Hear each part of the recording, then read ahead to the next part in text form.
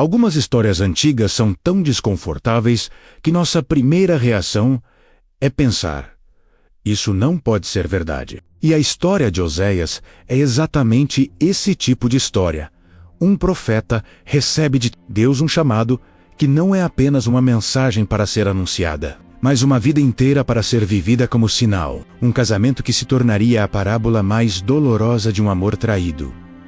Oséias não pregou apenas com palavras. Ele teve que se casar com alguém que todos considerariam a pior escolha possível, suportar repetidas traições e continuar amando. Tudo isso diante de uma sociedade religiosa, rígida e cheia de certezas.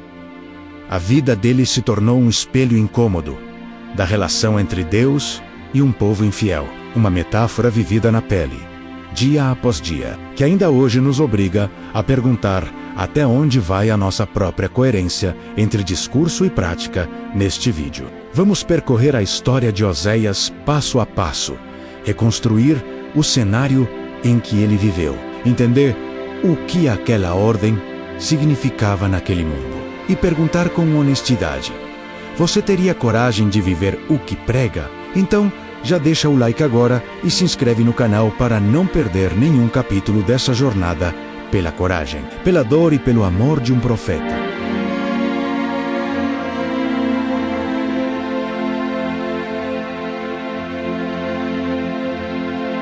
No século VIII a.C., no reino do norte de Israel, um homem recebeu de Deus uma ordem que nenhum profeta havia recebido antes, e que nenhum homem, em sã consciência, escolheria receber. Seu nome era Oséias, filho de Beeri, e a mensagem que ele havia de entregar a Israel não seria pronunciada apenas com palavras, mas vivida com o próprio corpo e o próprio coração. Israel, naquele tempo, vivia sob o reinado de Jeroboão II, uma era de prosperidade econômica, expansão territorial e corrupção religiosa profunda. Os altares de Baal cobriam as colinas. Os sacerdotes de Javé corrompiam os rituais. O povo havia misturado a fé dos antepassados com as práticas religiosas dos povos ao redor. Foi nesse contexto de prosperidade externa e decomposição interna que Deus disse a Oséias: vai, toma para ti uma mulher de prostituições, porque a terra se tem prostituído, apartando-se do Senhor. Oséias obedeceu. Desposou uma mulher chamada Gomer, filha de Diblém, uma mulher cuja história pessoal já carregava as marcas da infidelidade e do desamparo. E Gomer concebeu e lhe deu um filho. E o Senhor disse a Oséias: chama-lhe Jezreel, porque ainda um pouco e vingarei o sangue de Jezreel sobre a casa de Jeum. O nome Jezreel, Vale de Deus semeia, era o lugar onde Jeum havia derramado sangue para tomar o poder de Israel. Nomear o filho assim era declarar que aquele sangue ainda clamava por justiça. Gomer concebeu outra vez e deu à luz uma filha. E o Senhor disse: chama-lhe Lo-ruama, porque não me compadeço mais da casa de Israel. Não amada, esse era o nome da filha. Um nome que toda mãe que o pronunciasse sentiria como uma punhalada na língua, porque era a descrição do estado de Israel diante de Deus. E Gomer desmamou Lo-ruama, e concebeu, e deu à luz um filho. E o Senhor disse: chama-lhe Lo-ammi, porque vós não sois o meu povo, e eu não serei o vosso Deus. 3 filhos com 3 nomes proféticos. Sangue de Jezreel, não amada, e não meu povo. A família inteira de Oséias era uma mensagem ambulante dirigida à nação. Mas então Gomer deixou Oséias, abandonou o lar, os filhos e o marido, e voltou para a vida que havia levado antes do casamento. E nesse momento de abandono pessoal, Oséias compreendeu com o próprio corpo o que Israel havia feito a Deus, porque ele era a imagem de Deus, e Gomer era a imagem de Israel. O livro de Oséias começa então a alternar entre a história pessoal do profeta e os oráculos dirigidos à nação. E as duas histórias são a mesma história contada em 2 registros diferentes. Israel havia ido após os Baais como uma esposa que abandona o marido para seguir amantes, buscando nos ídolos a fertilidade da terra, a chuva, a prosperidade que apenas Javé poderia dar. Ela disse: irei após meus amantes, que me dão o meu pão, e a minha água, a minha lã e o meu linho, o meu azeite e as minhas bebidas. Mas Javé respondeu: ela não sabe que fui eu que lhe dei o trigo, o vinho e o azeite, e a prata e o ouro que eles usaram para fazer Baal.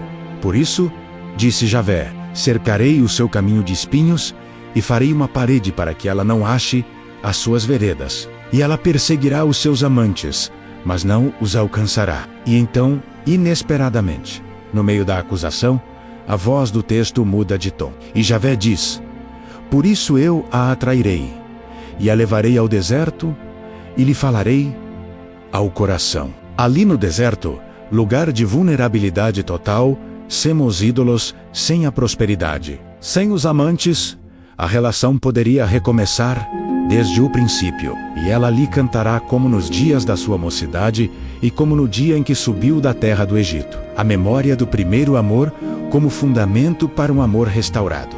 Naquele dia, disse Javé a chamar Meaz Ishe, meu marido, e não mais Baali, meu senhor, porque eu removerei os nomes dos Baais da sua boca. Mas o livro de Oséias não é apenas sobre restauração futura, é também sobre julgamento presente. E os oráculos de julgamento são entre os mais devastadores de toda a literatura profética hebraica. Ouvi a palavra do Senhor, filhos de Israel, porque o Senhor tem uma contenda com os habitantes da terra. Porque não há verdade, nem amor leal, nem conhecimento de Deus na terra. A maldizer e mentir, e matar, e furtar, e adulterar, eles irrompem, e o sangue toca o sangue. Por isso, a terra está de luto, e definha todo aquele que nela habita. O meu povo perece por falta de conhecimento.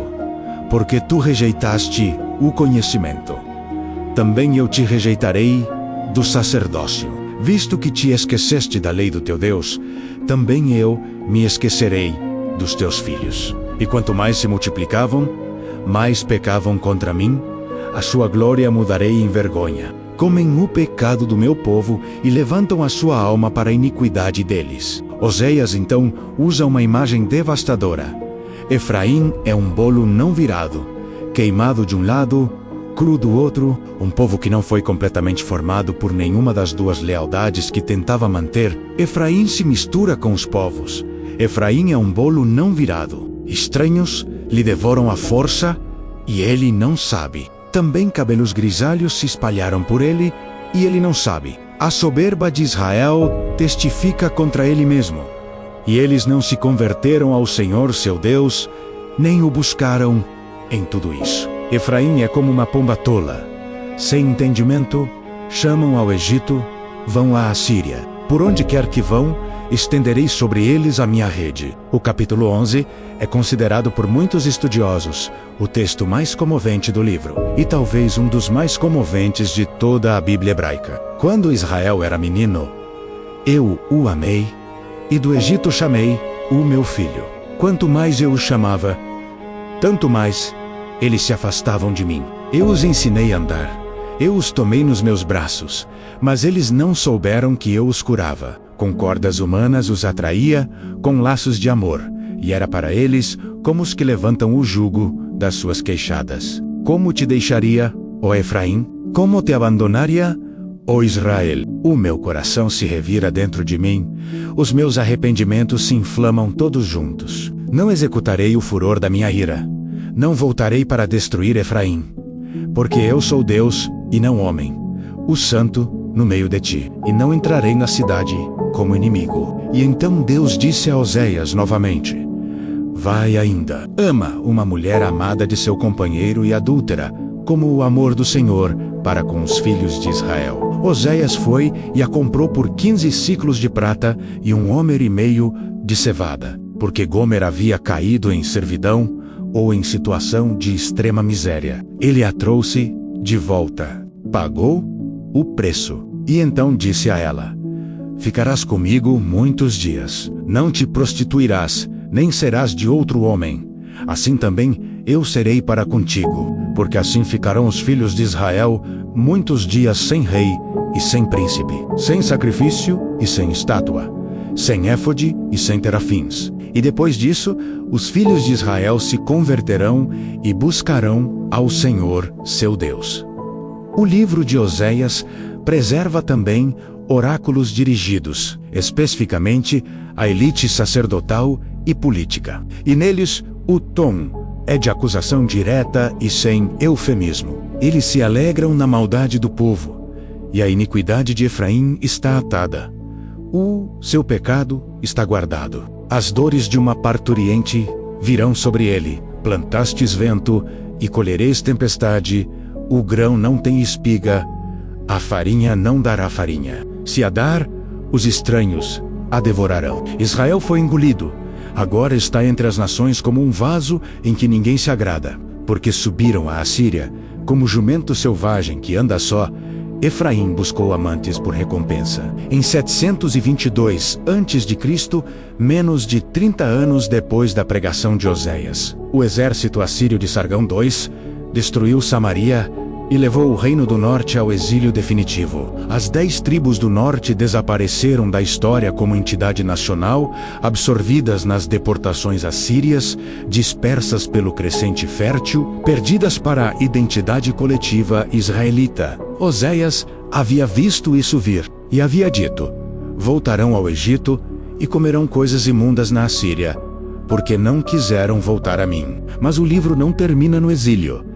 E essa é precisamente a sua mensagem mais surpreendente. Porque o último capítulo é um convite ao retorno. Volta, ó Israel, ao Senhor teu Deus, porque caíste pela tua iniquidade. Tomai convosco palavras e voltai ao Senhor.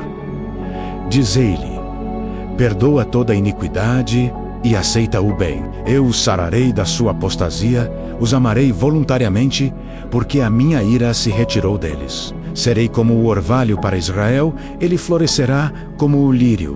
As suas raízes se estenderão como o Líbano.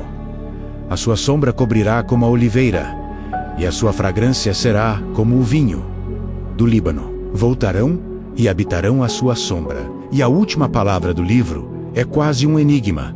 Quem é sábio para entender estas coisas? Porque os caminhos do Senhor são retos, e os justos andam neles, mas os transgressores neles tropeçam. O livro de Oséias foi escrito para uma geração que não ouviu, mas sobreviveu para todas as gerações que vieram depois, carregando dentro de si a pergunta que cada uma deve responder por si mesma. A pergunta que o livro deixa no ar é a mesma para qualquer leitor de qualquer época.